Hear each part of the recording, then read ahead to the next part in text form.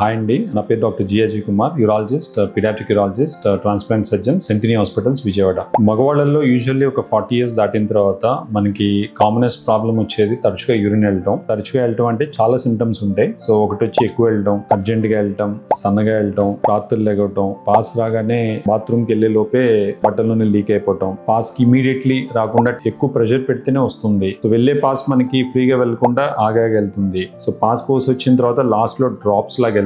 Pass పోస్ వచ్చిన తర్వాత ఇంకా మిగిలినట్టు అనిపించి మళ్ళీ ఇంకో పావుగంట తర్వాత వెళ్తాం. ప్రాస్టేట్ ఎర్లీగా 20 years కే వస్తుందా, 30 years కే ఉంటుందా అంటే ప్రాస్టేట్ అనేది అందరికీ ఉంటుంది, బై బర్త్ అందరికీ ఉంటుంది. బట్ సిమ్టమ్స్ అనేవి ఏంటంటే కొంతమందికి 40కి రావచ్చు, కొంతమంది 50కి రావచ్చు. ఫాదర్ కి రాని సిమ్టమ్స్ సన్ కి ఎర్లీగా రావచ్చు. సో సపోజ్ ఫాదర్ ఒక 8 years, సన్ అరౌండ్ 55-60 అంటే వాళ్ళకి రావచ్చు.